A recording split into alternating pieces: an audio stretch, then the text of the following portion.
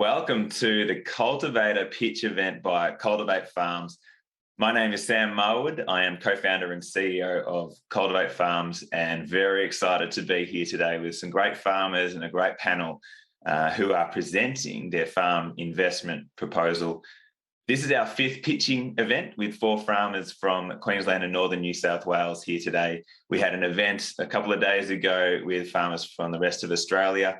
And all these farmers are part of our current cohort, our fifth pitching and cultivator program, which we've been running for the last 4 months. Cultivator is the program that farmers come to help them work through and understand and clarify their farm ownership plans. And then we use that program to help them think about how they make their farm ownership a reality. As I said, this has been a 4-month program where these farmers that you'll see today have been working through what do they want, what do they want out of life, what do they want out of farming, what do they want out of the land, what do they want for their families, and that culminates in owning and co-owning a farm.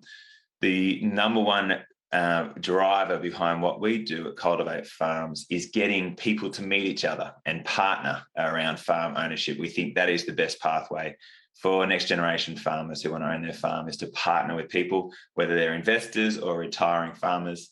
And the best way to kick off those discussions around partnering is to do things like we're doing today, where farmers have a proposal, they know what they want, and they put themselves out there with a plan, with a video to show others what they want. And that's why we love this program, is that these farmers are putting themselves out there. It is a big thing, an exciting thing, and something that people from all over Australia love seeing. Australians love their farmers and they want to see them succeed, and we do too. And we know that in order for that to happen and to get on your farm, they've got to pull these proposals together and pull these videos together. And it's a bit of fun. Today, I think you will, audience will enjoy seeing these farmers and the effort they've put in and understand their vision they've got for farming. So we do run Cultivator to empower farmers. That is the bottom line of what we do. And it is tied in, to, as I said, around understanding and developing a farm investment proposal. After today's event and during today's event, there might be matches that are made. Hopefully there'll be people who have seen these farmers and want to get in touch and figure out a way to partner. But we'll be working with these farmers, and the farmers will be continually thinking every day and working every day to try and uncover people to partner with. And again, having this content, having this plan will be a key way to uncover people that they can partner with. So people in attendance today, there's a few different audience types out there who I know are watching. One, I want to just recognise the Cultivate Farms team. So Tam Marwood, who's been coordinating the program from the back end. Eunice and Giroux in our team as well, who coordinate our communications. Adam Gibson, who is our coach, and currently he lives just outside of Byron Bay, and he's affected by the floods. And is just full on. So our thoughts go to you, Adam, and everyone else affected by the floods at the moment. The farmers here today have nearly all of them been affected by the floods as well, and some haven't been able to attend because of the flood. So our thoughts do go out to everybody who is affected by them, and we hope things get better very soon. Andy White also, who's been working to deliver the program. She's an alumni cultivator and is on her farm now. Absolute champion, Andy, and she's got a great story if you haven't seen that one. Julia Spicer from Engaged and Create, who has been helping us get attention for this program and getting more people to come and see and get inspired by the farmers. And Tim Pilkington, our farm analyst and farm advisor. Also here are aspiring farmers. We know there are farmers watching and interested to see how these farmers go. And hopefully you get inspired to continue your dream, to continue chasing your dream. And again, encourage you to think about writing a plan and having it on paper. Is the best way to convince people to partner with you. We have potential investors. We get contacted all the time from people across Australia who want to own a farm. And we're saying, why don't you work with and partner with and co-own with a next generation farmer. Retiring farmers, we have an aging on farm guide to help farmers think about how they can age on farm if they don't have kids to hand the farm onto. And we, again, partnering being a key solution. So hopefully there's maybe some retiring farmers out there who like the look of some of these farmers we have here today. And the last is community champions. We have so many people in Australia and regional communities who want to attract and keep next generation on their farms. And we say you can do this yourself all the time. You just need to uncover and support those farmers in your community and show them that there is a pathway to ownership, and keep at it. So we know there's a lot of people watching. I hope you will enjoy, and we want you to interact. So you will see on the top right-hand corner of where you're viewing, there's ability to put questions and answers. Questions, and we'll provide the answers through the panel session. So right now, though, we'd love for you to put down where you're from and your interest in farming or in Cultivator itself. We'd love to just see where people are from across the country. And particularly in Queensland, I think that's where most of our audience is for today. We do want you to use it for questions throughout the event. So we'll have our panel, who I'll introduce in a second. They'll be asking questions of the farmers live, and we want you to jump in. If you've got any questions or clarifying statements that you need to put in there, please do. We are recording, but I think that is pretty normal nowadays. I think we're all used to these video presentations, but we're recording, and we want to be able to share this ongoing to, again, uncover more matches for these farmers. I do have to say a caveat in that we are not providing investment advice, and we don't focus on that at all. Our focus is on matching people together, and these farmers have pulled this proposal together in the hope that they will find someone to be able to talk to around sharing in a farm.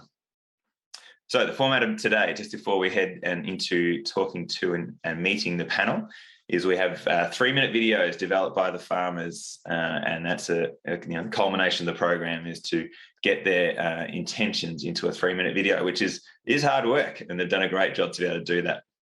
And then we'll have about 10 minutes of questions from the panel, and hopefully a few from the audience as well.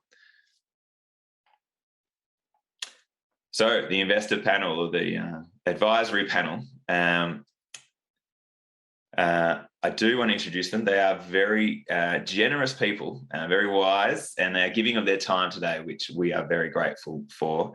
As I said, we have had a few farmers who can't join us today, as we have with a one panel member, Peter Land from the Queensland Rural and Industry Development Authority, who do a lot of next-gen farmer loans, which is amazing, and we do a lot of discussions with them and our farmers.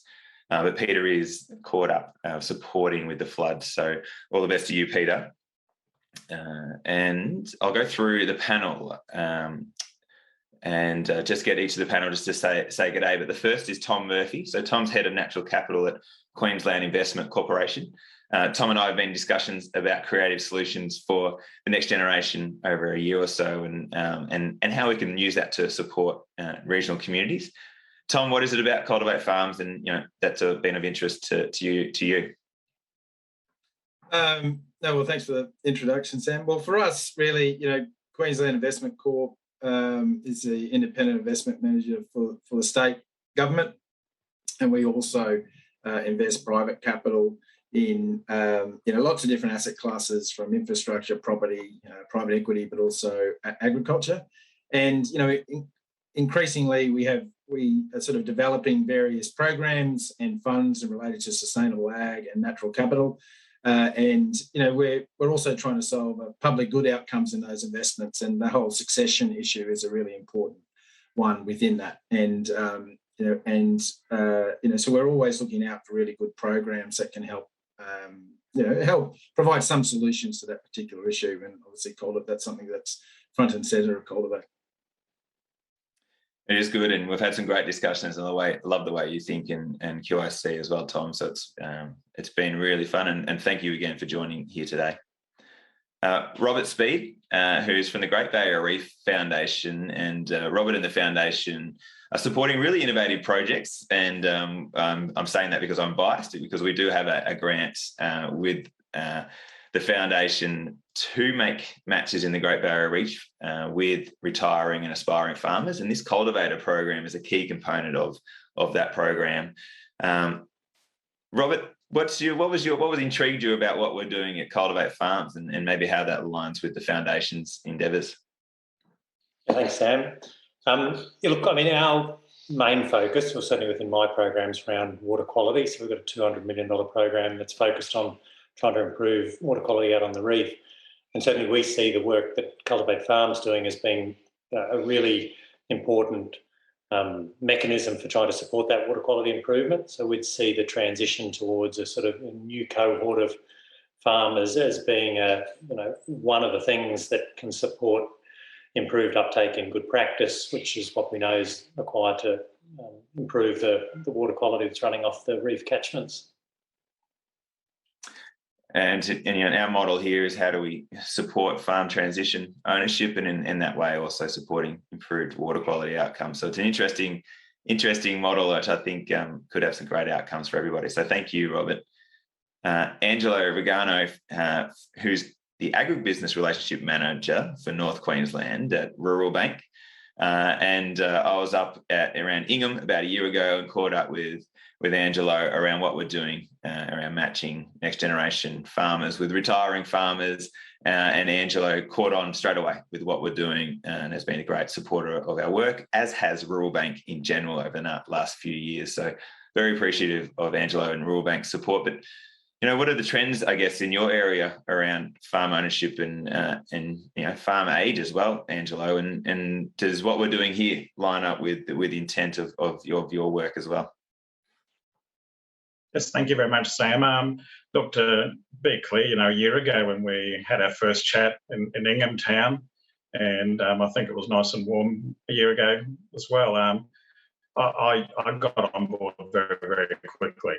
One of the main things that I'm seeing regularly in my business and Rural Bank's business, I guess generally, is the issue of succession and next generation farmers, and the various barriers to entry that are in place now as far as young people getting on the land or making a start in their farming businesses. The numbers speak for themselves. The farms are getting larger, the number of farmers themselves, that pool is getting smaller. So, from my perspective, probably 50% of my business activities talking to my customers and our farmers generally is, what do we do next? Those that are retiring as Cultivate Farms, is based around. Is there a succession? Is there children? If not, what do we do? How do we sell? How do we retire? How do we help the next generation to get on the land? So, no, certainly something that myself personally, I'm very interested in. And from Rural Bank perspective, nationally, it's a trend that is quite clear, and it's something that needs to be addressed. I agree, and again, that's why I'm so excited by the farmers today and the farmers in the previous event and previous cultivators is put yourself out there, because every situation is different across the country and with farms. That there are farmers out there looking to partner, and they don't know about you. So unless you put yourself out there, they can't find you. So I agree with everything you said there, Angelo. And then finally, Lawrence DeBella, manager of Herbert Cane Productivity Services. And Lawrence and I have known each other for a while as well. And, we instigated this program that we had support with from the Great Barrier Reef Foundation. We were thinking about a couple of years ago, and the program's been up and running for a little while. But you've got to focus around the Ingham area, Lawrence. But what, maybe I'd like for you to just reflect on, why did you get in touch with us at Cultivate in the first place? And what's going on in your catchment, in your area that makes you interested in Cultivate and these pitch events? So two reasons. I work with a large number of farmers in the Herbert River area outside of Ingham, and we have the issues that Angela's highlighted. A lot of older growers, what are we going to do as an industry to move forward, and what succession there may be. Also, on the home front, I have a young family, so I've got 3 kids. My eldest has actually finished school now, and he came home a couple of years ago and said, well, I actually want to farm. So I got on the phone and on the internet and gave Sam a call, and we started chatting from there. And really there was nothing at that stage to bring together older farmers and new farmers or younger farmers together. And I thought it was a really good concept that Sam had put together with Cultivate Farms. And so we partnered up, and we've put a project up to GBRF, really trying to match those together. HCPSL's role really is to support both the retiring and the aspiring farmer. Especially with the aspiring farmer, we provide technical services. So we'll work with the aspiring farmers as they come onto the farm, provide training for them, support, and help them develop their farming systems that they're going to move forward with. So no, it's been really good fun, and I can say we've got some learnings from our own family, and we've recently been able to get some more farming land into our business, and our family business has grown from being a cane farm. We now do small crops, sweet potatoes, melons, pumpkins, and a seed business. So quite busy. My wife and my son work on the farming side. I work here at HCPSL. So get to see it in different facets. That's brilliant, Lawrence. And I love your inquisitive mind. I think that's been key for us to push this program along. It is a little bit different, but we think this is going to be the norm going forward. So thank you. And thank you again to all the panel. Let's get into it. I want to just quickly mention there's lots of names coming up on the chat, which is awesome. We've got some investors here. We've got some ag tech people. Who else? Got accountants, farmers, Regional Investment Corporation, who are again a great resource for farmers as well. They also have a young farmer loan program, as well as Q-Rider that I mentioned before. Yeah, so keep the names coming. This is great. Loving to see people here in the audience supporting our farmers. But let's get underway. As I said, the format is we'll present the 3-minute video, the farmers will come on, and the panel will ask them the questions, and I'll help facilitate that. So enjoy, everybody. I think you're going to have a bit of fun this morning. All right, let's kick off. Our first farmers are Jason and Debbie Campbell.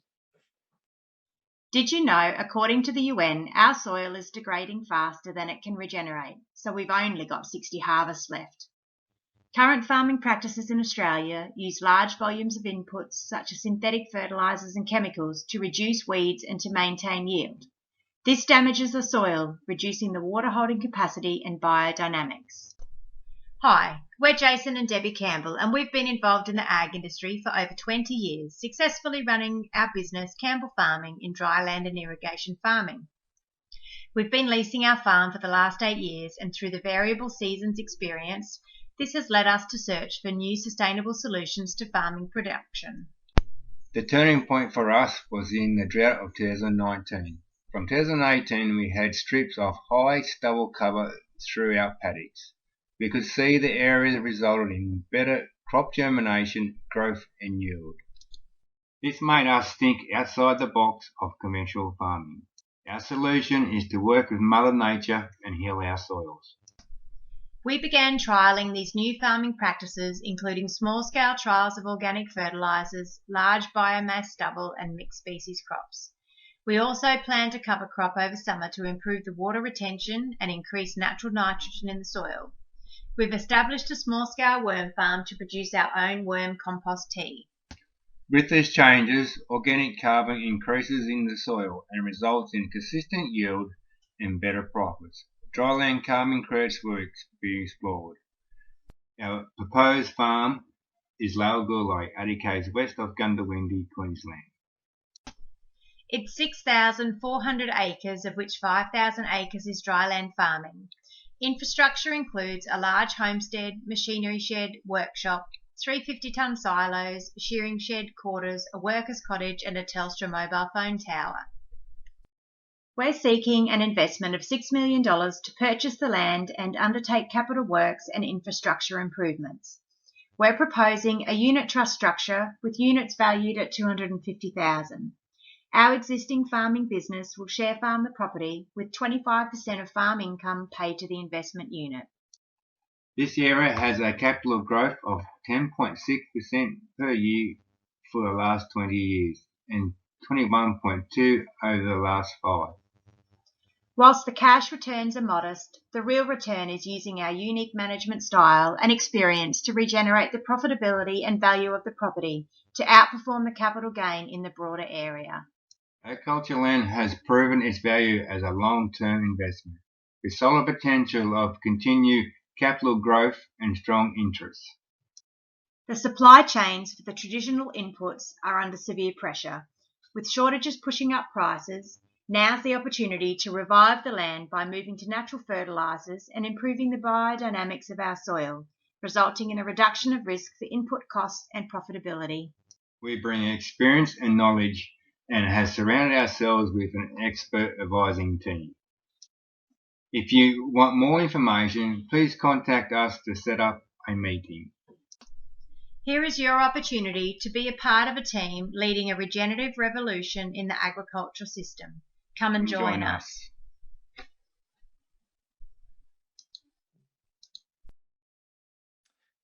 Well done, Debbie and Jason. Thank you very much. All right, I'll facilitate the panel questions. And Angelo, why don't we start with you?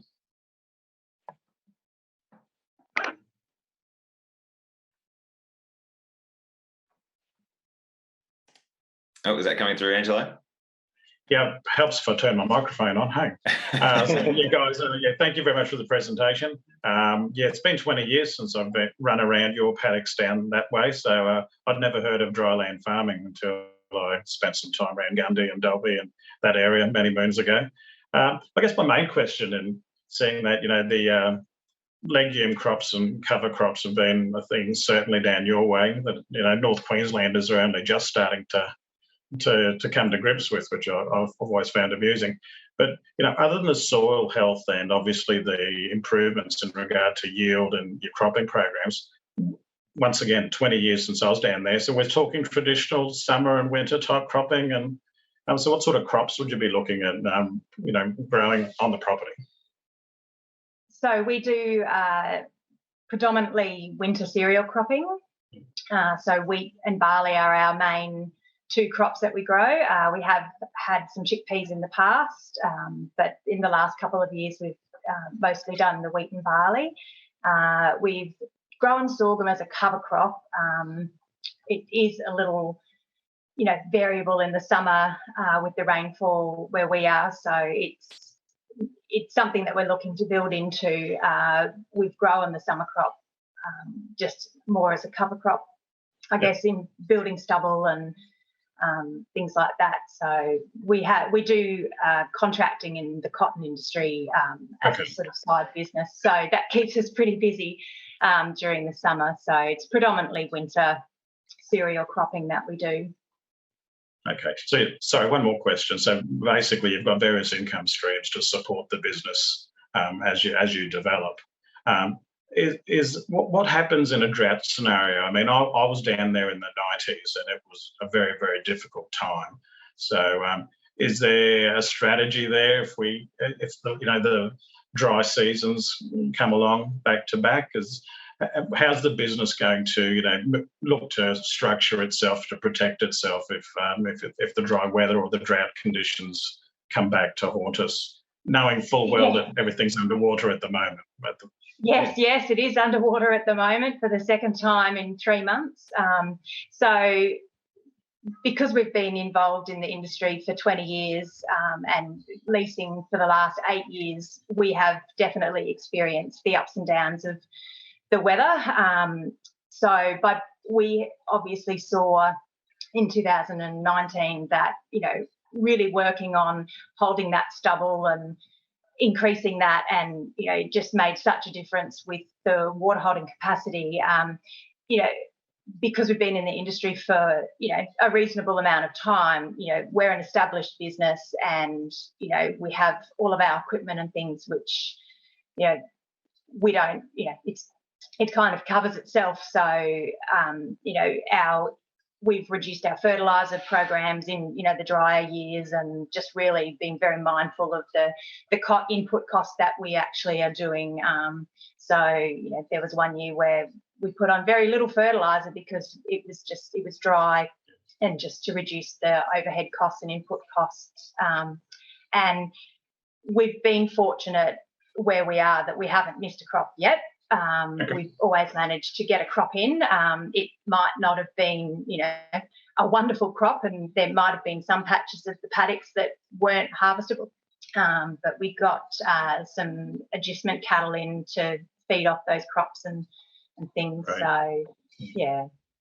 No, thanks. Now, it sounds like you've got a number of income flows there, and and some strategies there in place. So once again, obviously in 20 years, you've seen the good times and the bad times. So you're obviously well aware of what's ahead of you. So no, thanks for that. Yeah. Thank you. Thanks, Angelo. Lawrence, over to you. Thanks, Sam. And thanks, Jason and Debbie, for a really good presentation.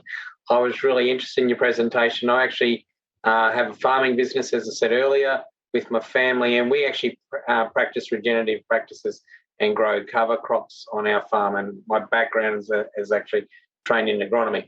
Question for you is, with the high input costs of fertiliser and chemicals at the moment, how do you intend to utilise your cover crops and your rotational crops to manage those input costs? Because at the moment, I'm looking at my bottom line and it's been eroded because of those high fertiliser costs. How do you intend to use that or manipulate that in your business? Oh, well, the last couple of years have been using the weeds a bit more, self-sown behind the headers, weeds that's come up during the summer to be a bit more of a cover crop for us. Used to try to understand them weeds a bit more, and then we've cut our chemical down, so we only do 1 or 2 sprays in the fallow section. But we've proven that by doing tissue samples on the plants, we only put in what we need for the plant to actually grow, and try and learn to improve our soils, but at the same time fix the plant to make it grow its maturity to what it can do. Are you considering like having a pulse crop or something like that, or a legume crop, and then following that up with your wheat crop to utilise the nitrogen that's left from one crop to the other? Well, it's not conducive to that because of the weather that you have. Yeah, we've been using mung beans, for example, as our cover crop. We're doing some experiments at the moment. We're going to turn that back into as a green manure crop. Where we got a bit of rain in the summer, we could do a quick crop, get a manure crop to break down, and then we're still going back to our dominant wheat and barley to build that stubble biomass. So it sort of stays on the ground a lot better, and it's proven to our country is, and if you've got that cover on it, stop baking during the summer is the biggest thing out there. If you've got that cover on it, that'll hold the moisture for longer. All right, thank you. Thank you, Lawrence. Robert. Thanks, Sam. Great presentation, Debbie and Jason, and good on you for having a crack. Also really interested in the regenerative farming approach. We've seen, spoken to a lot of farmers around it and looked at lots of options around it, really supportive of it as a great way forward for agriculture, really an essential part of the way forward for agriculture. My question to you, which relates to that, is what do you think the time transition is for you to be able to shift over? Because it takes a while to build up that soil health, and so in your experience applying the sort of method you're talking about, how long does it take before you think you can fully get to that sort of stable point where you've replaced your synthetic fertilisers and start to realise those cost benefits? Is there a bit of a time lag there? We've been doing some trials and small sessions, so we've already started on the property already. Last year we didn't see no difference between the organic fertiliser to the normal fertiliser, so that gives us a positive sign that we can expand that to the whole farm over a period of time, and then go back to the tissue testing on the plant, and then look at new ideas to improve that. And we believe we can, while it's a wet summer and wet times at the moment, let's look at try and build that stubble tension on the crops as soon as we can, and then we get the process happening. But yeah, we've been doing trials already. We're in our second year in trialling, and we keep expanding that already. So we're actually this year we're going all organic fertiliser. So we're putting the whole farm in this year to see how we go. Okay, great. That's great. Thanks, guys. Thank you. Thanks, Robert. Tom. Oh, you're on mute, mate. It always happens once or twice an event. I thought I'd clicked it off mute. No, Jason, Debbie, I thought that was an excellent presentation. I mean, I think you got into, you went to the heart of your management practice really quickly. You're obviously passionate. You can feel that in the way you presented, which I thought was excellent. What I'm interested in is just a couple of quick things. The property you're looking at, do you currently lease it? Or is this is a new property, you currently lease it, so you understand the property? Yes, so we've been leasing it since the January 2014. So we're sort of just into our 9th year of a 10th-year lease. So we've been through 8 full seasons on the property. So we have a very good understanding of the land. Yes. And yeah. No, that's good. And I think that's always worth highlighting in a pitch is how well you understand the property. For an investor to say that, you've got a good track record. I think what you're selling is yourself, so your management capability and your management practice and how that's differentiated in a way from sort of the average management practice, around Australia or even in the region. So I think that differentiation is really important to highlight all the time. And really core examples of how those practices have already generated direct benefit. So I think you made a really good allusion to the drought and how certain practices, made the property more resilient. But wherever you can get data or information around, almost before and afters, or we implemented this practice and this was the direct benefit, and if you can tie that as much as possible to returns or mitigation of risk. So, the whole resilience thing is that really resonates with investors, resilience. And the fact that line you just used previously, you never missed a crop, that's a really powerful line in terms of a pitch to investors, who gives a sense straight away that you're doing something right through the cycle.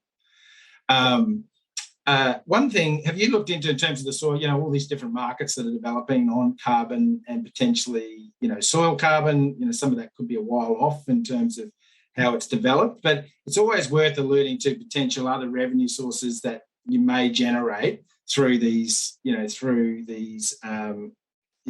organic market management practices.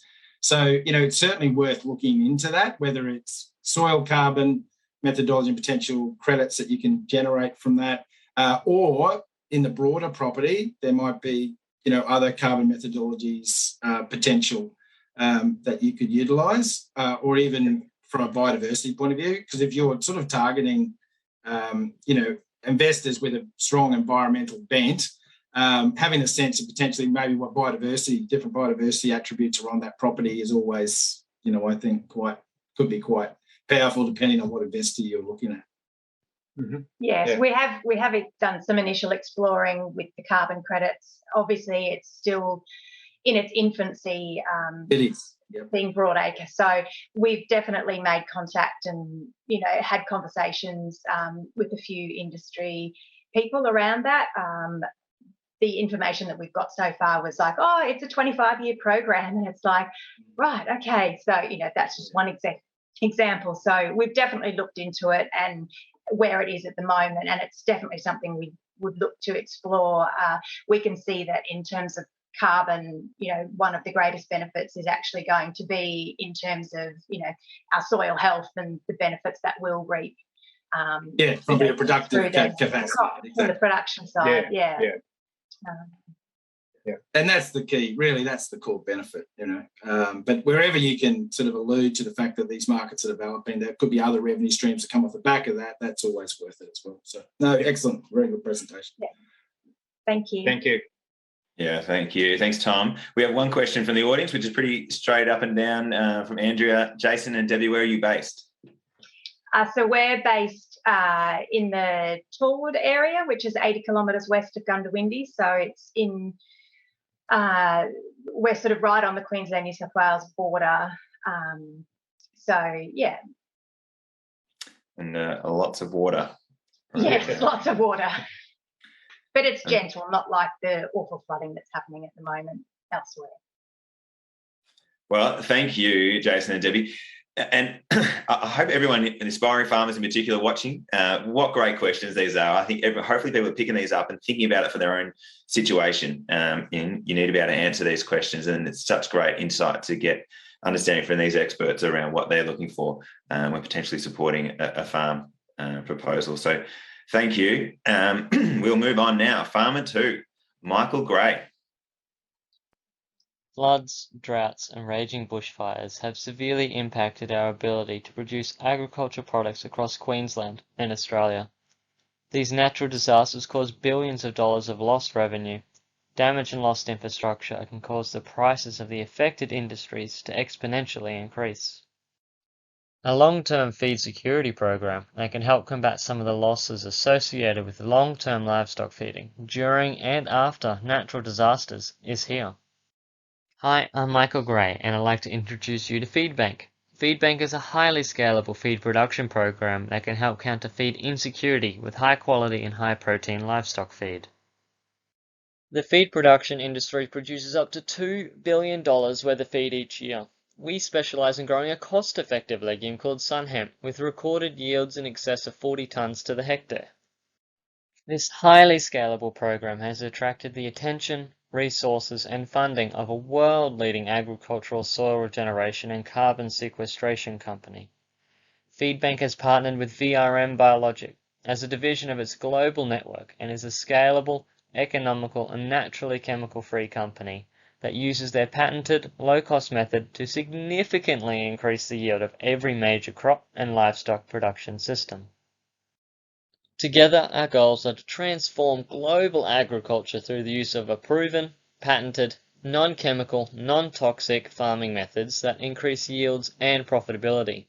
Our aim is to use and improve upon world-leading best management practices whilst we conduct soil restoration, feed security, and carbon sequestration. My management advisory team includes local and foreign researchers, government representatives, farming system experts, and industry development officers has greatly expanded with the backing of the global scientific soil regeneration company VRM Biologic. Everybody knows that soil health directly impacts the productivity and the profitability of the agricultural products that are produced. This includes flavor, size, quality, shelf life, and health improvements. We are excited to show you the effects VRM Biologic soil restoration alongside FeedBank's innovative feed security does to the nutrition profile of the red meat industry products. Today is your opportunity. How do you feel about feed security, carbon sequestration, or soil regeneration that not only increases your profitability, but the nutrition profile of your agricultural products? We are chasing investors and landholders to join us in this new age of agriculture and profitability. Thank you for your time. Please feel free to either contact myself, Adam Gibson, or the team at Cultivate Farms for any questions or if you wish to join us in this venture.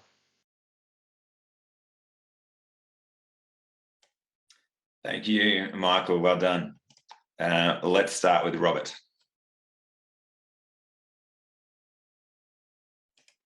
Super, thanks. One clarification, one question. I guess just to clarify what the investment is that you're looking for because it wasn't entirely clear to me. Are you growing the product already? Are you looking for funding so that you can use this methodology to grow more feed? Could you just expand a little bit more on exactly what the investment opportunity is?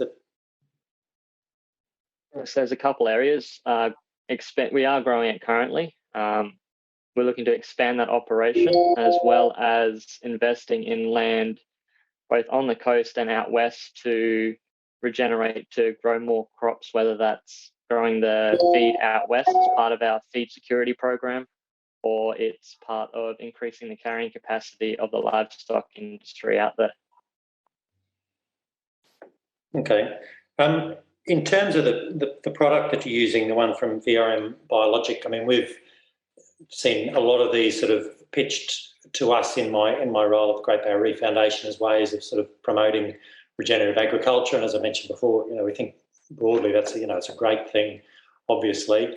From a environmental perspective and water quality perspective, are you aware of any studies or what evidence there is that these sorts of products result in better environmental outcomes, better water quality outcomes? They have done studies on it, both in Australia and overseas. If you'd like, I'd be able to send you through a copy of the data that they have to show you the difference between the inorganic nitrogen runoff potential and there's no runoff potential with this, the way that the microorganisms hold it into the soil. Mm-hmm. Yeah, no, look, I'd be very pleased to see the studies. That'd be great if you could send those through. Right. Thanks, Michael. Thank you, Robert. Lawrence. Yep, thanks, Sam. And thank you very much, Michael, for your presentation today.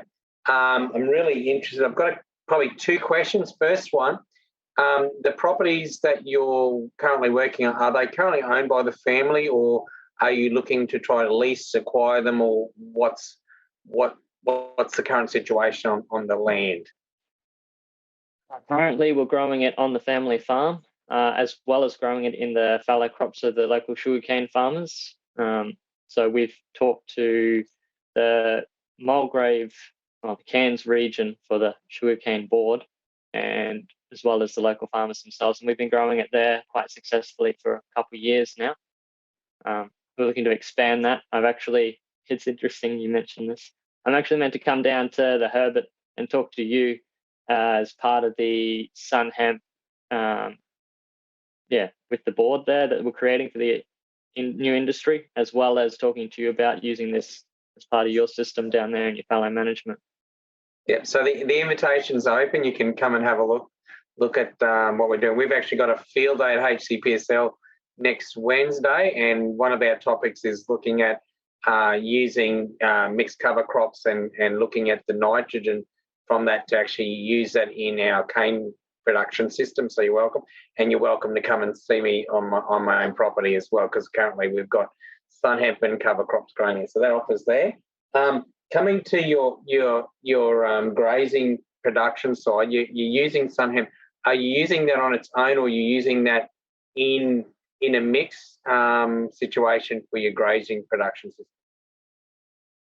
So it's a bit of both. So we're using the sun hemp as part of their protein management for the livestock. So it can only be a third of their diet in total because of the high protein levels in it.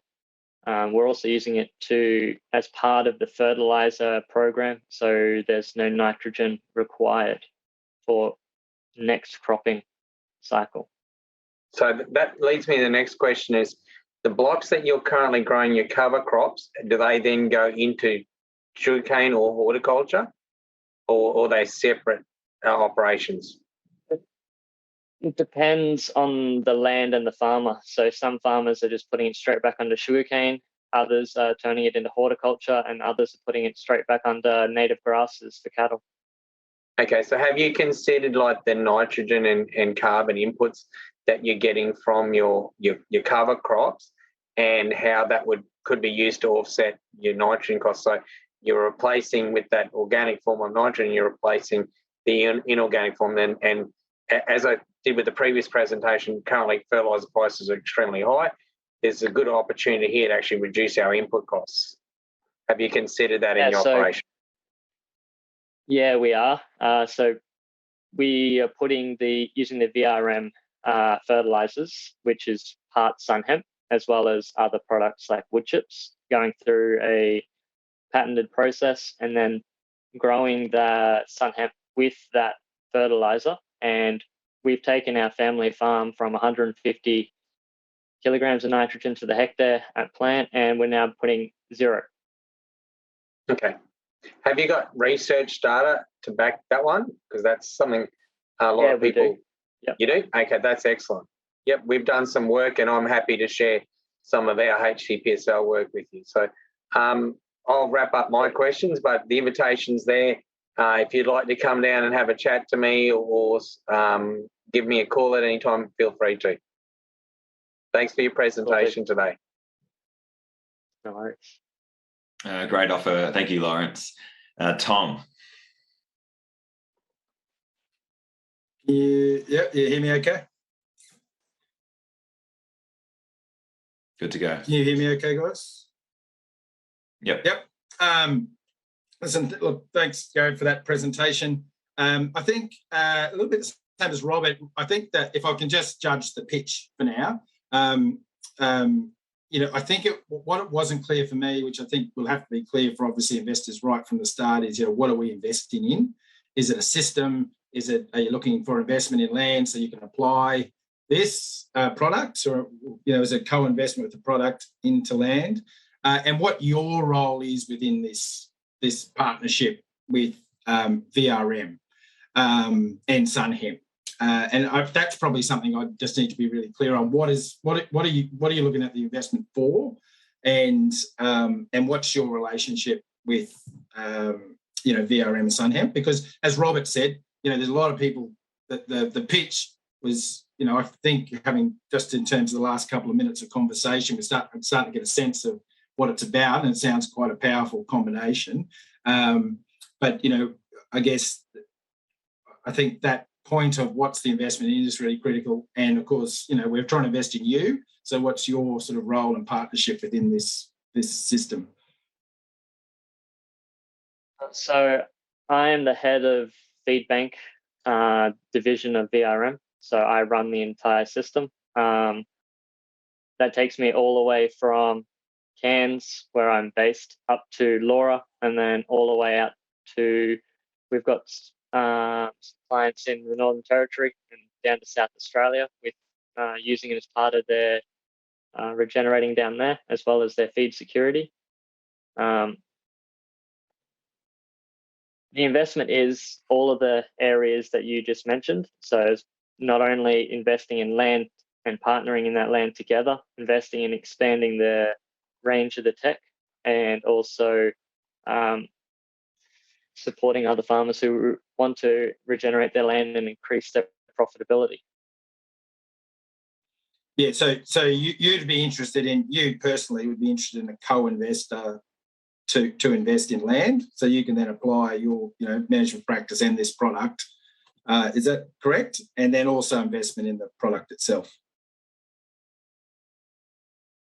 Yes, but we are also, so recently I just talked to another investor who is looking to purchase a cattle property out west, and we are then going to come in and do the work for them, and then they just continue to run the property themselves. So they're managing the whole property, whereas we're just doing all the work and providing feed security for them.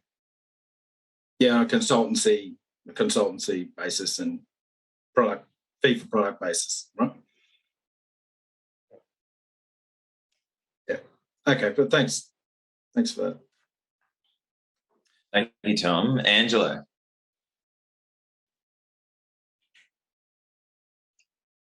Yes, thank you, Michael. Yeah, it's a very broad-based pitch, and just to back up Tom's comments and Robert's comments, it seems like you're shooting off in so many directions and trying to be very, very broad-based in a number of things that you're doing. I guess, just some general questions for me is, when I was reading through it and as I was listening to you, I was remembering the days of Lakina and drought-proofing properties with Lakina.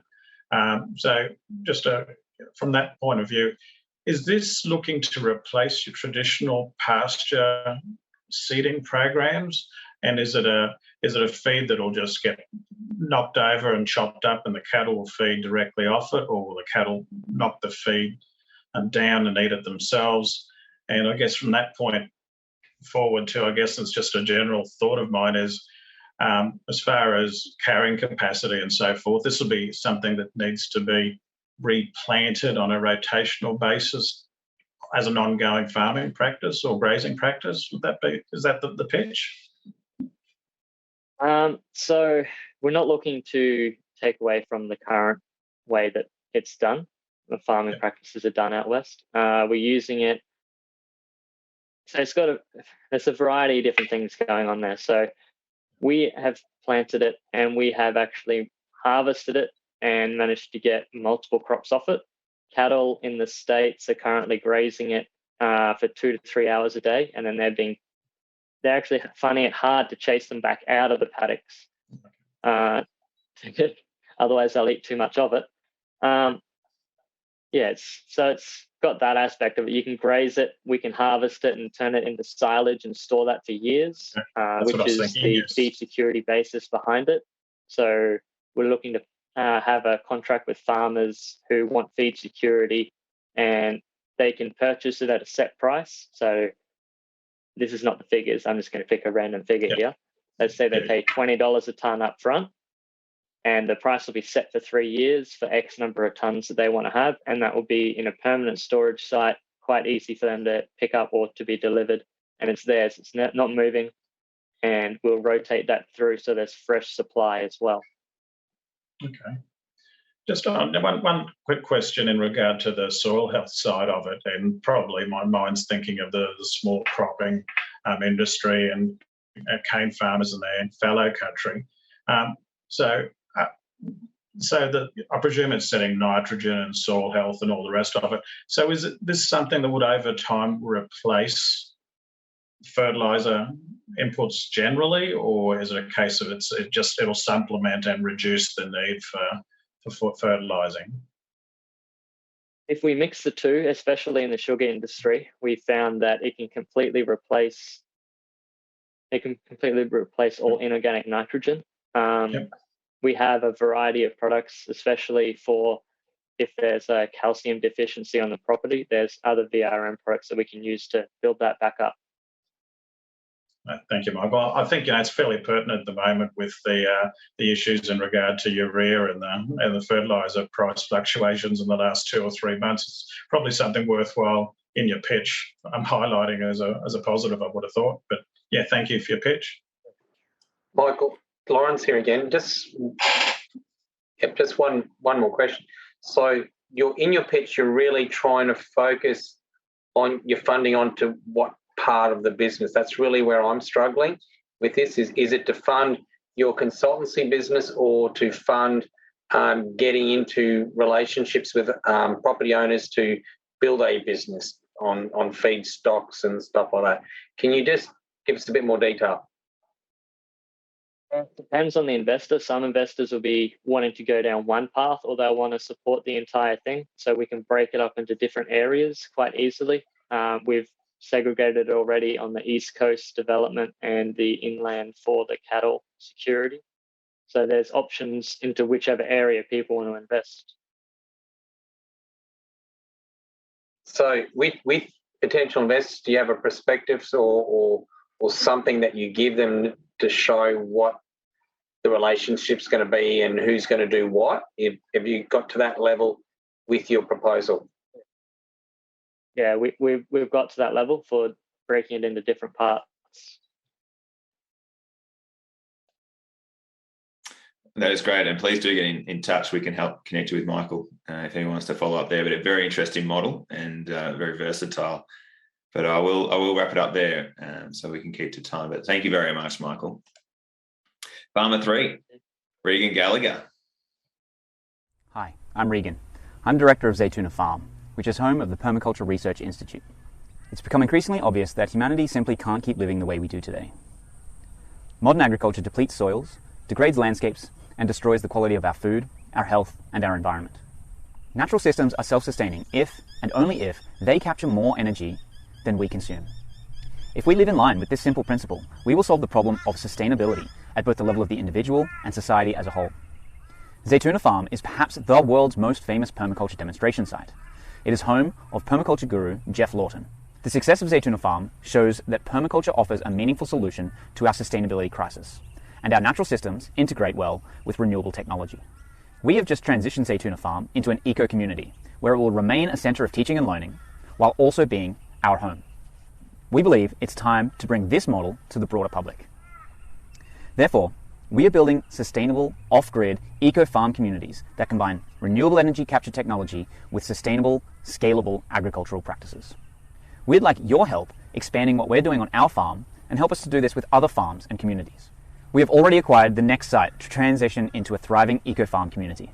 Boomerang Farm is a highly profitable 200-acre golf course and function centre with extensive bike tracks and thriving surrounding community. We are seeking at least $16 million to complete the property acquisition and up to $21 million for full expansion into the eco farm and village. Boomerang Farm currently generates a total revenue of approximately $2.5 million. Of this, approximately 36% is gross profit, or about $900,000. The initial deposit of 5%, or $800,000, has already been paid by the stakeholders' existing capital. The stakeholders' existing business already nets about $500,000 in profit annually.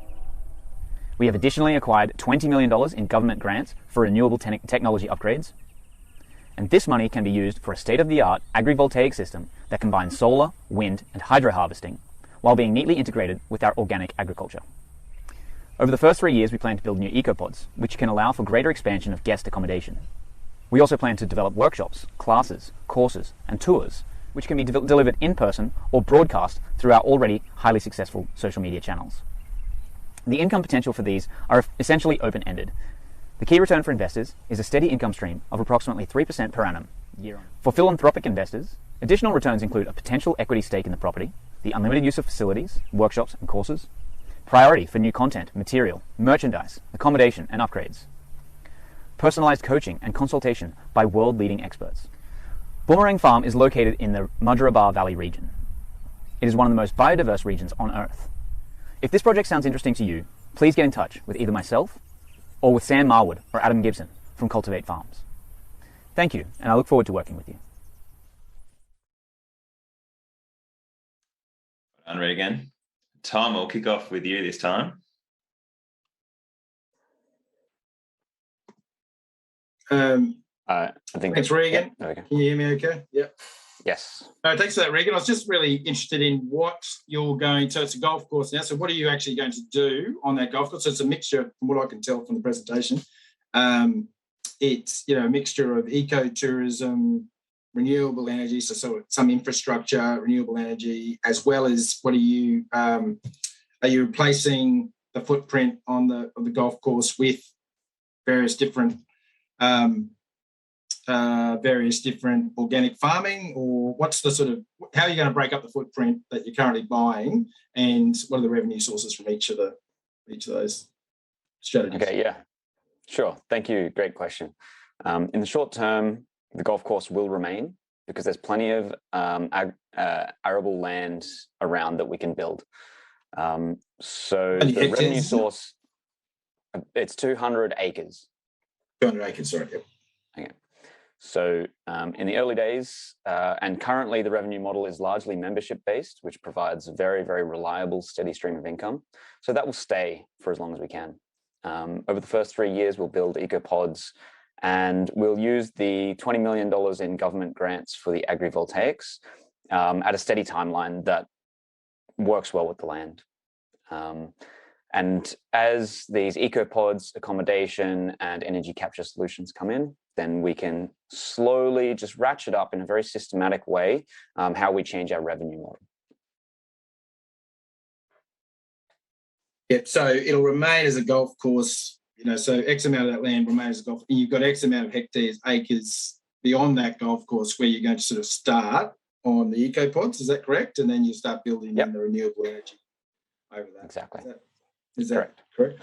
And what's your previously, have you acquired land? And I recognise that the farm that you highlighted initially, and that's where you built your experience and capabilities. What's the ownership structure on that particular property?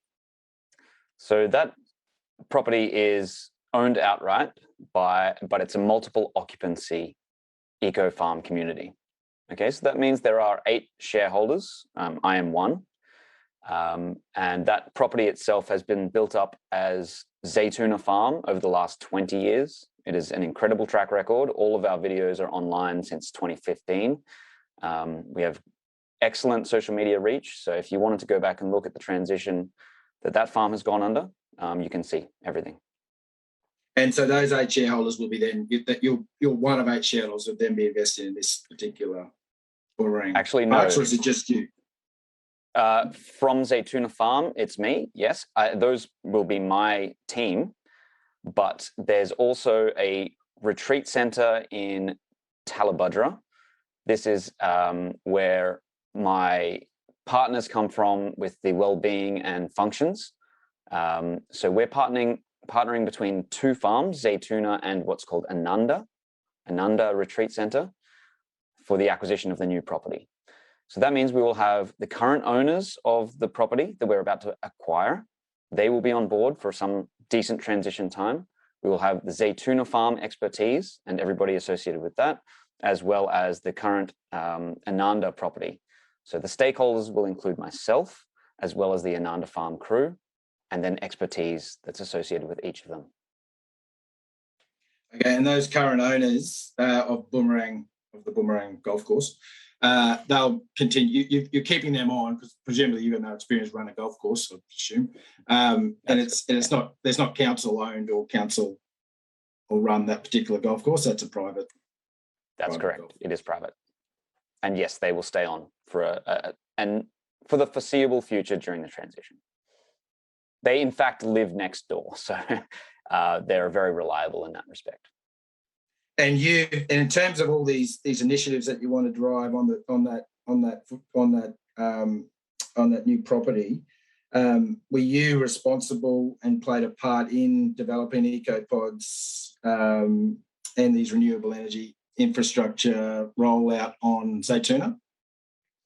Me personally, no. Yeah. But the key partner has been a long-term, what's called, it's not mud brick, the name escapes me right now. It's Earthship and Earth, I forget the name. But he's very well developed in creating houses and structures out of earth. Rammed earth is the word I was looking for.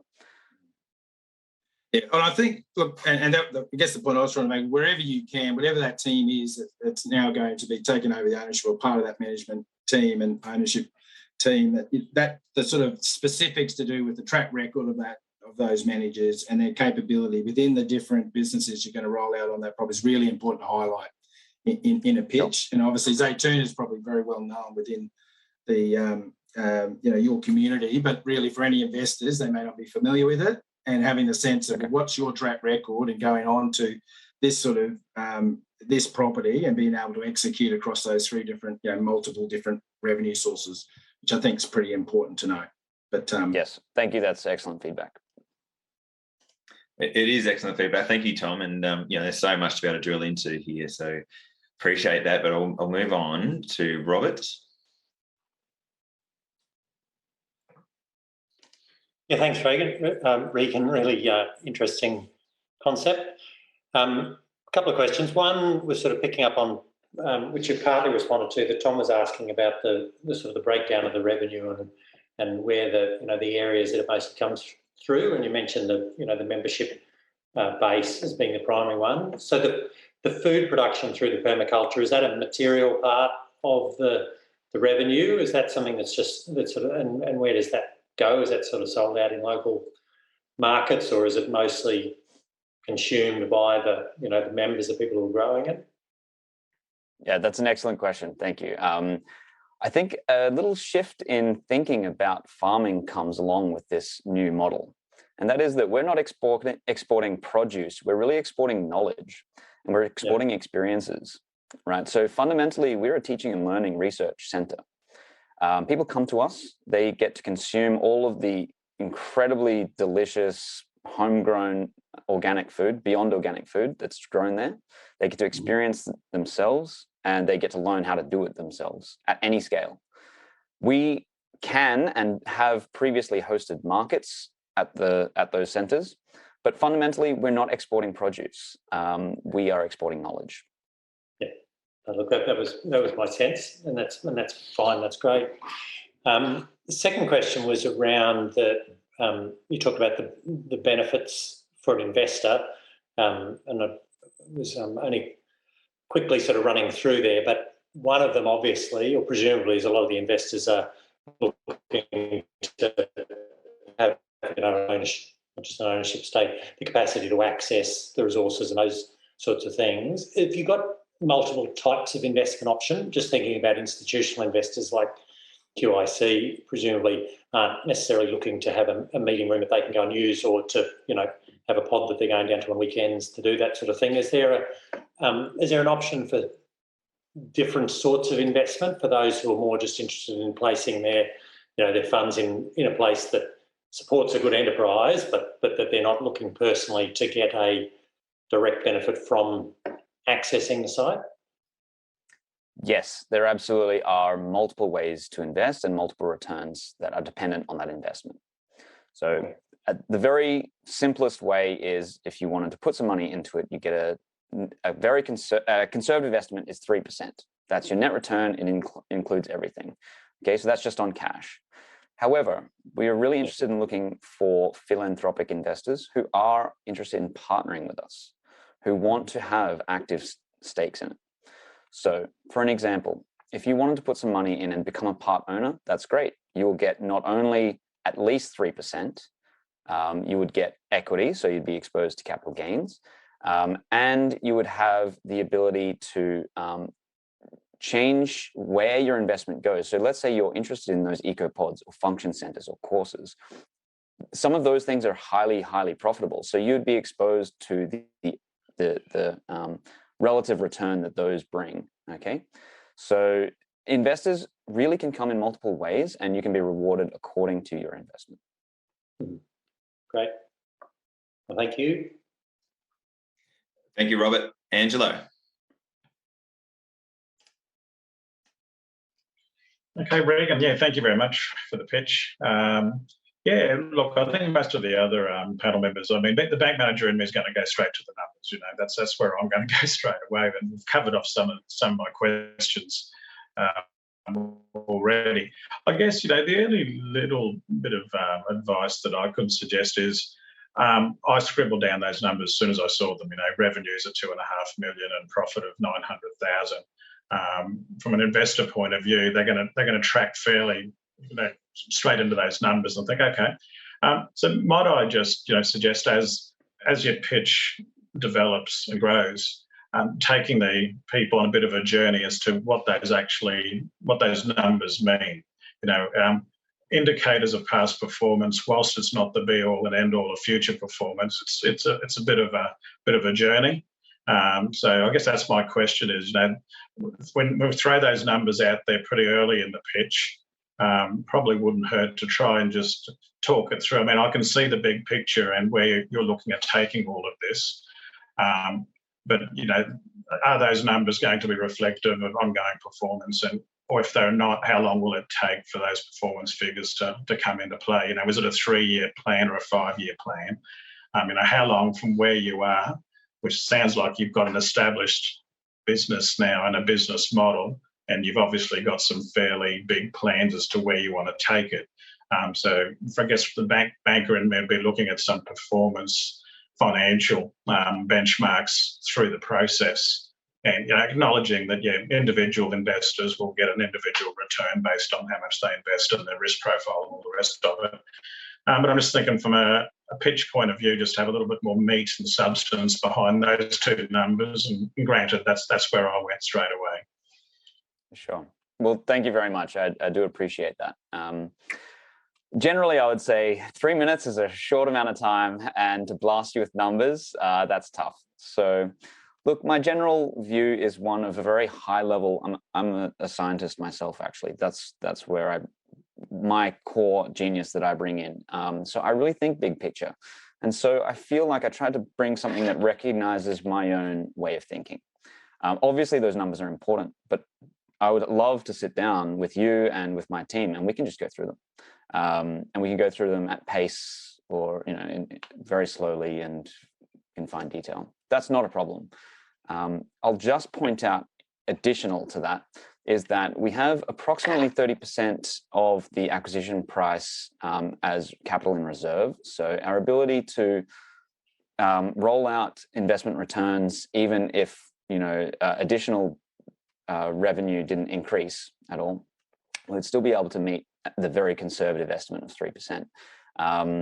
And we also have, as I said, 3 farms that are generating some kind of input to this. So we've got multiple locations and a rather modular governance structure at this point. So we're quite flexible, quite resilient in what we have currently. As you say, past performance, not necessarily the perfect indicator, but we have a lot to back those numbers up. So I'd be happy to have a conversation with you. No problem, Regan. Yeah, great. Thank you. Thanks, Angelo. And part of this is the art of the sale, isn't it? And what you reveal. That's heavy discussion. We have a lot. Hey, before I go to Lawrence, encourage the audience to throw in questions if you have any as well, and we'll read them out. But over to you, Lawrence. Thanks, Sam. Regan, really interesting concept. I think you've explained a lot of my questions with the other panel members. Probably I'll focus more on the farming side of your business. So the business is really into training people. That's what the main crux of your business. Is that correct? That's partly correct. We are very modular in our structures. So we have many ways of, like, membership is for the golf course, for instance. That has nothing to do with training people. And that's a very reliable stream. And then there's social media as well, which is partly about training. And then, yes, we offer courses, but then there's accommodation. So as I say, there's many layers here. Yep. Okay. And I think that's a positive, is that you've got a diversity in your income streams. Let's just come back in farm. I'm an agronomist and science trained person. So on your new property, the golf course, is it currently managed through traditional practices, or you're looking at trying to convert it to more sustainable regenerative practices there as well, or it's kind of set separate to the business? That's probably one question. And the other one is, with your the product you produce on farm, you've indicated you consume most of that in-house. Is there opportunity to grow that further with the growing organic and permaculture type demand for products in the Brisbane regional area? Is there opportunity to grow that further if there was the opportunity? To answer your second question, I think there is absolute abundance of opportunity to do that. It simply hasn't been our core focus, but on the Zaytuna property, we have 66 acres and a relatively small operating crew. So going to market and trying to balance out demand, it has just not been top priority. And I think if you came and saw the property, you'd see why. It makes a lot of sense when you're there. Because keep in mind, we keep a lot of animals. So not only do we have 7 layers of forest level production, we imitate a natural system, a natural forest. So there's 7 layers to a forest plus all the animals. So that's our core focus. But sorry, I'm getting off topic. There is a huge market for it, and we could do it. Okay, so there's no lack of opportunity. And the golf course is maintained in a traditional sense. Initially, we would bring in the agrivoltaics, which is partly solar, partly hydro, partly wind, which provides energy capture, renewable energy capture. And we would start there, and then we would because that's the easiest, highest yield with the lowest risk, because we've already got funds, R&D funds for that. And that will immediately, eliminate many of our costs. From there, we have a 3 to 5 year plan to transition into accommodation and then full-scale permaculture development. So over 3 to 5 years, we can clean up any of the current practices that are less than up to scratch from a beyond organic standpoint. And that should be enough time. Is there anything I didn't cover? No, happy. That was a really good explanation. I'd actually be quite keen to have a look at your operation sometime when I'm in the Southeast Corner. Come down, please. Yeah, thank you. Thank you, Lawrence. Well done, Regan. We are now on to our 4th and final farmer, Steve Norman. G'day everyone, and thank you for joining me.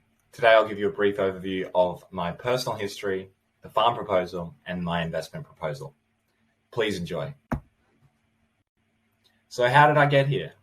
And how did I become a research agronomist in North Queensland?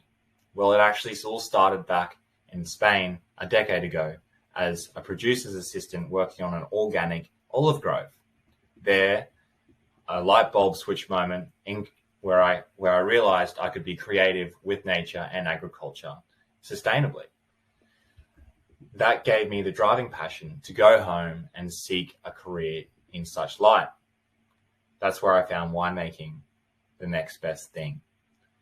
So there, I traveled around Australia as a winemaker for a number of years.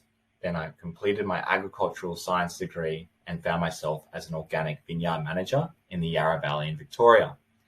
There, I integrated sustainability practices and biodiversity practices, which highlighted and emphasized the quality of wine that we produced, and we had really good success. So what am I proposing to you today? Well, it's olive oil. It's where my heart is. It's where it all began. I want to establish an olive oil company that is driven by high quality organic olive oil. There's nothing like it in Australia. And trust me, if you haven't had it or you don't know, you don't know. There is nothing better than fresh, beautiful organic olive oil.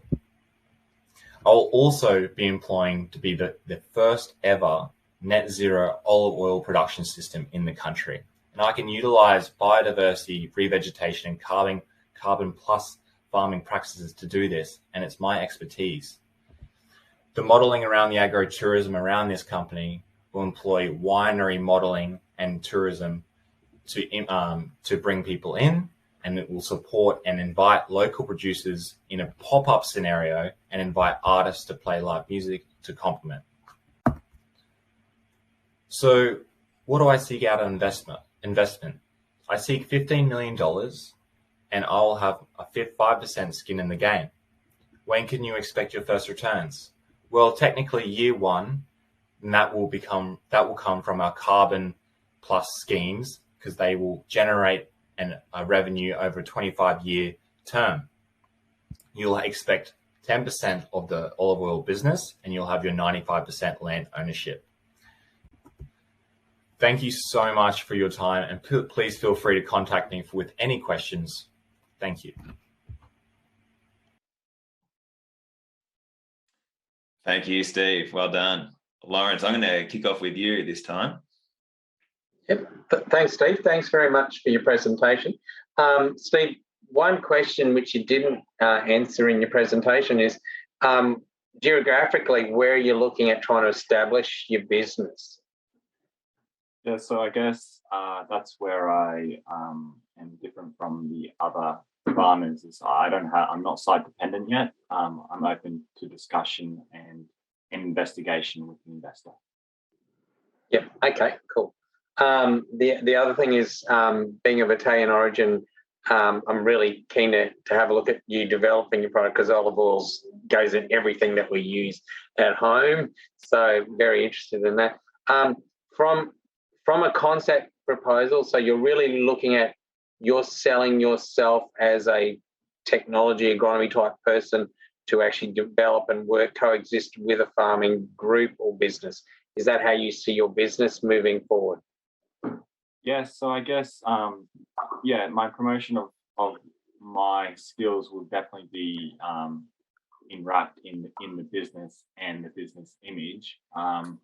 But essentially, I could see it being a very highly productive organic farm, and the focus would be purely on quality and yield ultimately. And secondary in the background to achieve net zero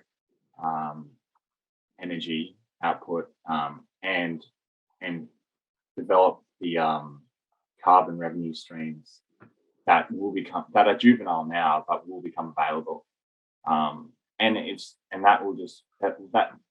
It'll also just create a hub of R&D for other producers in the area as well, which is being like agricultural, technical, and extension hubs are very much in the spotlight at the moment, and there'll be heaps of opportunities to develop that as well.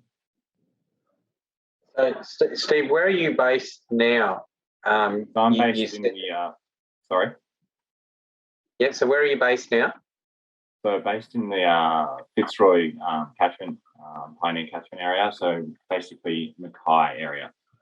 So Okay. in the northern Queensland areas, I'd be looking obviously for certain well-draining soil types, but also obviously the winters need to be getting quite cold airs to get proper fruit strike and everything like that. So it's very much, you'd be looking at not being away from tourism as well. So the access is important, but just getting the right microclimate to be in a tropical setting. Okay, thank you. I won't ask the business ones. I'll let some of the other people in that space ask those questions. Thank you. Thank you, Lawrence. Angelo.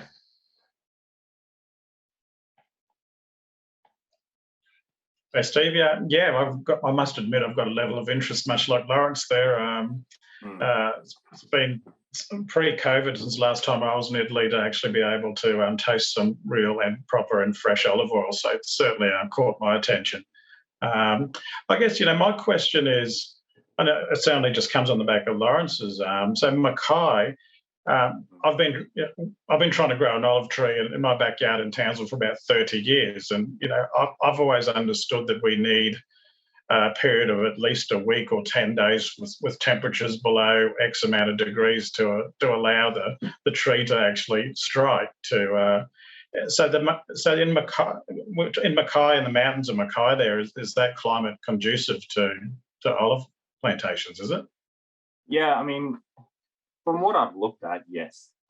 It gets really cold up in say the area of Youngula, or even further north, the Atherton Tablelands. So yeah, it's dairy country, and it does get cold. So I would believe, I've taken a few trips up there, and I could easily see a vineyard being grown up there. But it's very much variety specific. So varieties like Abakina, there's research around them that show that they can be grown in tropical regions.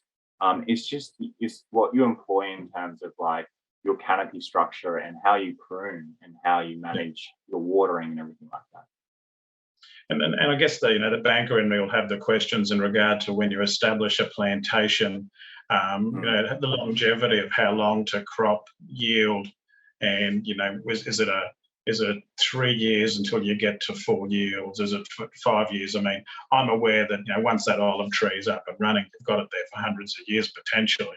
But I guess from the point of actually establishing the plant to actually having product and yield, and I guess the next question there is, how do we take it to market? How do we get the average Aussie to understand that paying a premium for a freshly pressed olive oil is worth the extra spend? So, just general questions there in regard to your pitch as far as adding value to.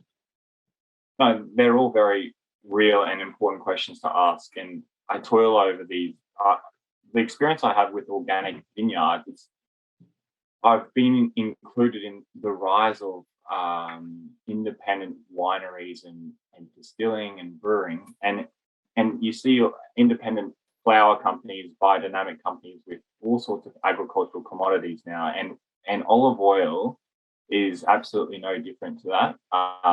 So getting it to market, it would be fueled by, and probably most likely be focused to a younger population who is more connected with sort of new ideas and sort of a new cultural movements, I guess. But that's one part of the question, to understand sort of like how I would market and value add the product, because that's where the real profits come in. Is because you, just like wine, there's production value of wine. So you spend $6 a bottle on producing a bottle of wine.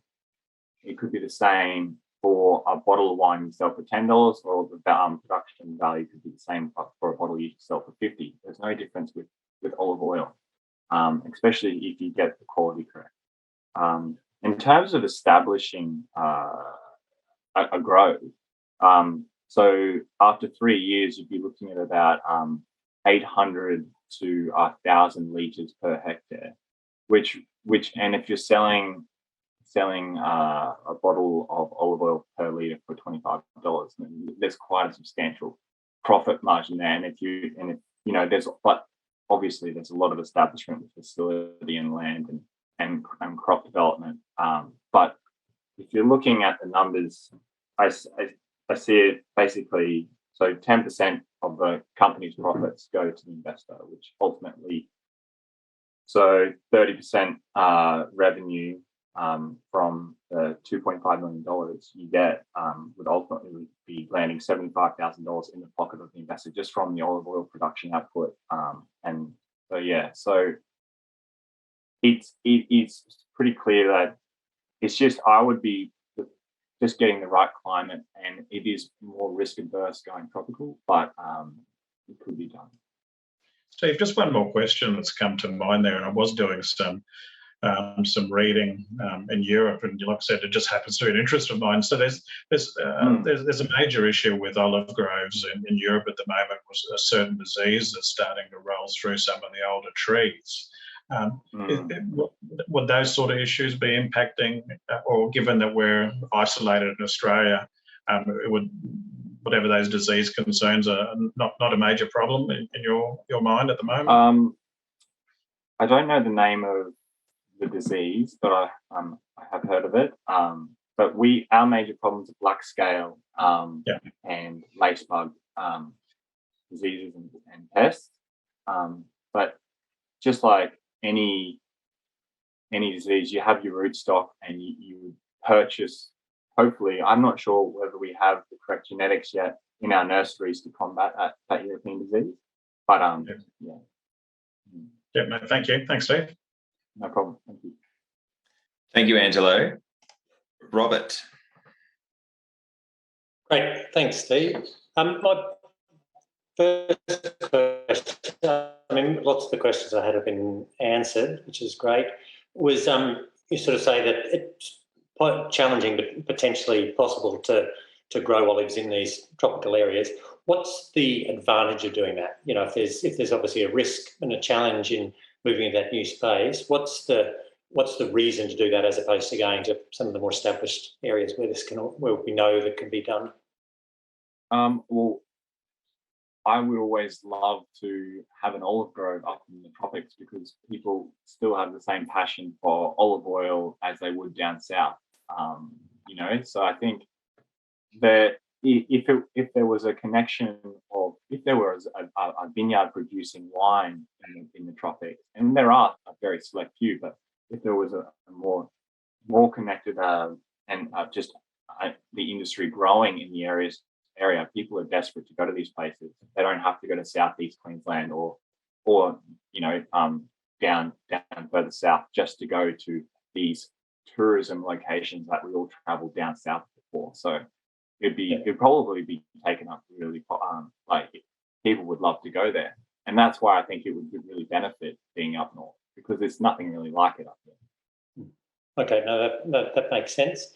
And so would you, in terms of sort of the revenue streams, would you see more than coming from that sort of cellar door or whatever the equivalent is in the olive industry? Is that where you'd see the main market from, that ecotourism and the drop by shopping, as opposed to, you know, mass exporting out of the region down to wherever it goes? Yeah, I don't think I would rely on the agrotourism profits really at all. It'd be more promotional. I think the cost of being there and having staff in cellar doors and having hospitality, it doesn't really equate like for all that much profit. It would be purely for promotional purposes and community based and support around that. And it would honestly just be really good just for the owner, myself, to be included in creating that community. But yeah, so it would be focused on output and direct sales from all the olive oil being produced from that facility. But the production of olives that would be created, I would also source other olives if the demand was there. So it wouldn't just be like, oh, I've only produced this much a year, I can only produce this much olive oil. If I could buy the correct olives for my brand, I would, just to increase my production. Super. I mean, look, last point, which is more just probably a comment rather than a question, was just to note that there's, upside in having the sort of the flexibility of, it could be here or there and still working it out. For some investors, that's might be attractive to be able to target things that they want. But I think there's also a lot of benefit in having a little more clarity around exactly where you'd be and having shown that, yep, we've found a site and we know that this can work. The temperatures get down to this sort of point. We know that there's sort of a potential tourist market through here. So I think there's, you just want to try and strike the right balance between having flexibility for the investor, but also having enough confidence for them to know that, okay, there's something here that we can work with, and now let's try and nut out the details. Absolutely. Yeah. Thank you. Great. Thanks. Yeah, it's a great observation, Robert. And, one we've always, every farmer's tussling with is around having that specific location versus that flexibility. It's a really good insight. And Tom, over to you for the last question. Steve, I'll just make one quick comment. I actually live in Ingham, and there actually is an olive grove west of us at Mount Fox, and I've had the best ever olives from that olive grove, so it can grow in the tropics. There you go. That's great. That's great to hear. Steve, great planning to get Lawrence on the panel. He's obviously a great supporter of your venture, so that's great. But Tom, over to you for the last question. Oh, yeah. Well, actually, Lawrence went to the heart of my first question. It was touched on by the others. Is, if you ask an investor putting $15 million in a crop with a very long lead time in a greenfield, it's not an existing crop, obviously, it's a greenfield endeavour. Having as much evidence and as much sort of credible data as possible as to if it's possible. Because, as you know, agriculture's got enough of its own issues with established crops in very well-known regions for those crops to then have technically a new crop in a new area. But from a marketing perspective, if it's successful, that's where the opportunity is, of course. And so to Lawrence's point, it'd be, and I don't know if you're familiar with that particular grove, but it would be certainly worth your time, spending a lot of time with that particular operator, which leads me to the question of sort of how much research have you done with existing olive producers around this endeavour to really experienced olive producers who have been in the market over a long period of time? Have you spent much time with them to work out whether this is, if you want to do in the tropics, whether this is possible and what the issues are? To be honest, that's a good question. And no, I haven't, to be honest, no. And I need to do more. But I have done my research on down south and just the general market. Basically, so in terms of performance for the tropics of tropical olive oil, I don't know. And that's something there's a hole there I need to fill. But in terms of the southern Queensland, in terms of the whole, I guess, industry, there's about 10 million trees in Australia, and there's only 20 to 70% of these trees are owned by 20 groves. So it's a large commercial industry, and it's a highly efficient industry and lacking independence. So I guess the more independence, the better it would be, in my opinion. But yeah. And how did you come up with the 15 million number? If you just in terms of there's not existing in that area, there's not really existing groves. Well, we've got one, Lawrence has highlighted. But just that number, and also if you're not sort of that regionally, if you're sort of agnostic regionally within a sort of various zone, where did you come up with the 15 million number? So basically, I guess in my experience with vineyards and the costings around what it takes to set up a winery, it's very similar in terms of its production. It's milling and pressing and processing and centrifuge. It's all those that the facility alone would probably cost around $8 million. And then to the establishment of the grove, trees being 250 trees per hectare, $20 a tree. And then irrigation and establishment of that and wages to manage all that. So I guess and then also on top of that, the land value, and land value is probably high because it's in a high populated agro area. So yeah, it is a substantial amount of money, but it's quite adequate to service the idea. Yeah. So that was the other point I was going to get to, was the infrastructure involved and how much infrastructure was involved. And initial CapEx was involved with this sort of venture. We sort of started to answer that question. It's not insignificant. So you're looking at around probably, did you say 8 mil? So around, that 7 to 8 mil for the land. Basically, yeah. And I think the investor would likely want to buy in an area that is in growth, because it's better for their land investment as well in terms of growing potential. So yeah. Okay. No, well, thank you for that. I'm not Italian background, unlike half of our audience, but I also was certainly caught in the hook right at the start in terms of a sort of carbon neutral olive oil. So there's no carbon neutral olive oil in Australia, no product that's carbon neutral at the moment. Wow.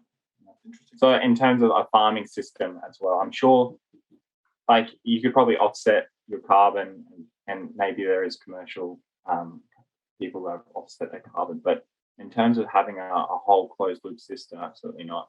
There's only in Victoria, there's only the first dairy that is net zero that's just come out.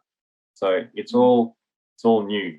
So, and you think the added risk, obviously, is a great marketing advantage from being carbon neutral, and also obviously moral advantage. But in terms of the risks, have you got any other sort of comps that you can look to? I guess the wineries, the other ones where you can see how they've adopted those practices and what the costs are in order to achieve that carbon neutral status from a productive. No, I guess I would look at different farming systems, but it would also be, it wouldn't be net zero from the start. There would have to be a development over 10 years, I would imagine, or even just 5 years, just to be able to develop and not just go gun ho. And because I guess we're in that juvenile stage of being carbon neutral and designing systems around that, I think it would be a process I would engage with government for investment as well. Yeah. Okay. Well, good luck. Thank you. Thank you, Tom. Well done, Steve. We do have a question, but I think Tom's answer was it as well around, I guess, the split between land and machinery. And a comment here from Julia Spicer, who is the CEO of Eco Markets Australia, around maybe it's something around a reef-friendly olive oil. I'm sure that would go down well also. But I'll leave it there in terms of the pitches. Thank you so much. I do want to do a quick wrap up with the panel and get their thoughts just on what the farmers presented today and just in pitching in general. I also want to ask the farmers just on their journey, one or two, a question without notice to the farmers, just on how this journey has gone. It's been, as with every program, seeing farmers evolve their story, understand what they really want, and then to have their proposal is a massive effort and quite an intense journey. So I'd love to hear back from the farmers. But just my reflection, I just want to say thank you and well done to the farmers for the effort you have put in and to pull these presentations together. I can imagine there are many farmers out there who have been inspired because of your work and putting yourself out there as you have. I love seeing the different types of farming operations and farmers. That is definitely true across Queensland and across Australia. And that's an encouragement, I hope, to farmers out there who think maybe they've got a unique model. They no doubt do. But I think every model is unique in a way. So don't let that hold you back in terms of asking people for your support. You never know who is out there who aligns with your vision and your values. So I do want to hear from the panel. I'll go around. I'd love to hear from them around just their thoughts on the pitches and any tips and tricks for anyone else thinking about pitching. And I'll kick off with Tom. Again, just checking I'm not on mute. Yeah, look, that was good. I mean, I loved hearing, as you said, Sam, really very different pitches, actually, probably more different than I thought they would be in terms of the different initiatives they were looking for. I think that what always resonates with me is the the core message has got to be right from the start. What am I investing in? And the breakdown of that investment and how the revenue streams are going to come through for the investors. And I think every presenter probably could have focused on that a little bit more, because for the investor, they're investing in the farmer. So that's and I think on most part that was sort of well expressed in terms, particularly the Campbells sort of expressed very well this sort of their experience. But importantly, I think with a couple of presentations, just could have been a lot clearer about what the investment actually is, and then the profile of the investment. And sort of Angelo sort of touched on it as well. What is the profile of the investment, and when do the yields start kicking in, the returns start kicking in, the distribution start kicking in? I think that's pretty important, and also highlighting track record and why your management practice is different. It's that differentiation piece, I think, which is really important. As a few sort of core tenets of a pitch. That's great, Tom. That is excellent feedback. I'll jump now to Angelo.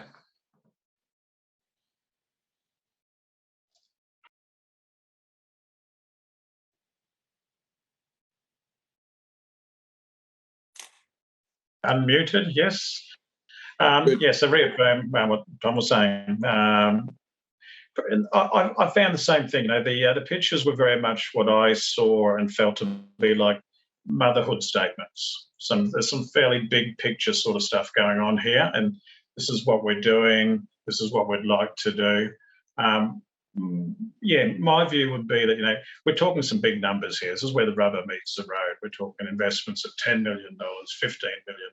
So maybe the big motherhood pitch fairly quickly, but we really need to get down to the tin tacks as to what we need the money for, what we're going to do with your money. This is what the return profile looks like, and this is why your money's going to be well protected investing in our business.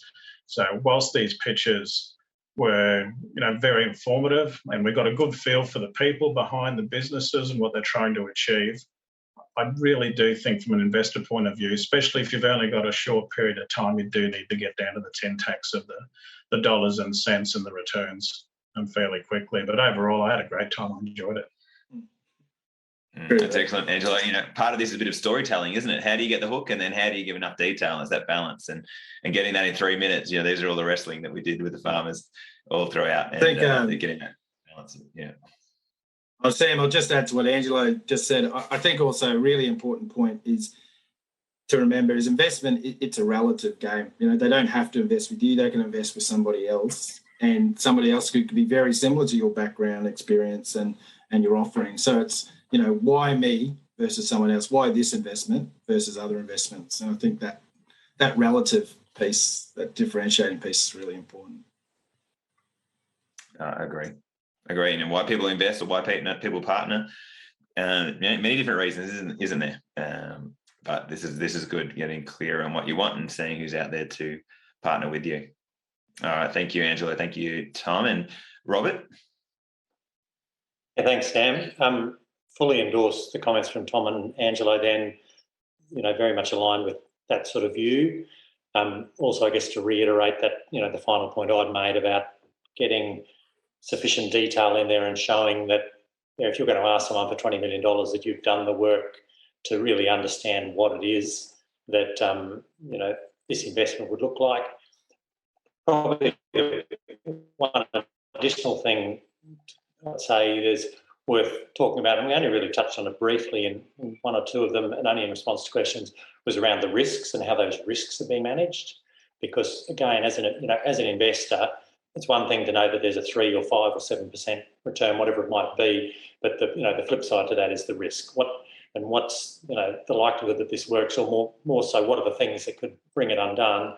How well have you thought through those risks, and what are the strategies you've got in place to say that, okay, look, this shouldn't materialise, or if it does, we can handle it.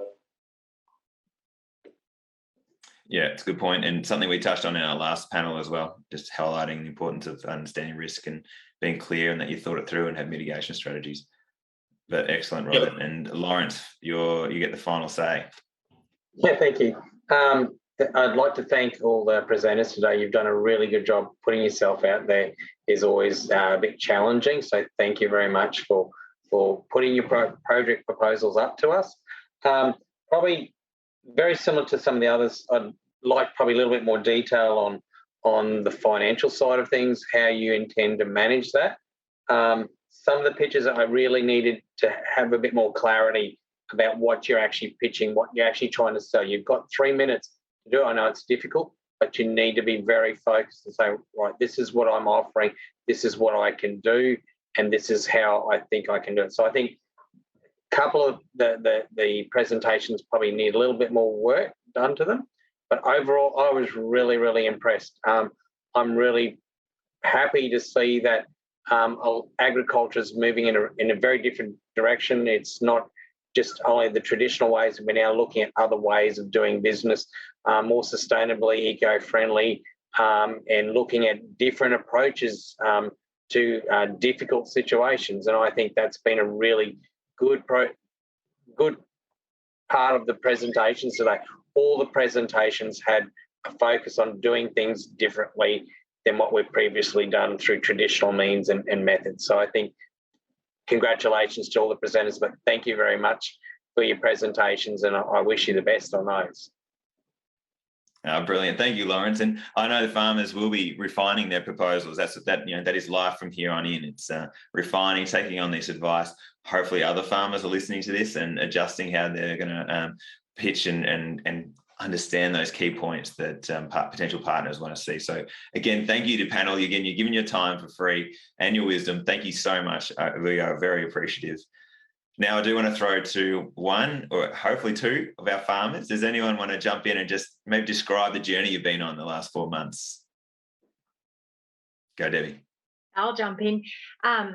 It has been an amazing journey. It has definitely tested our boundaries, and we've questioned everything that we thought that we wanted, and the relationships that we've built with the other participants has just been wonderful. And we've had so many messages this morning from lots of different participants, wishing us luck, and those I feel like they're going to be lifelong connections. And the access to the professionals that have come in through the coaching as well has been fantastic. And the journey doesn't end here. This is just one little aspect of the whole journey.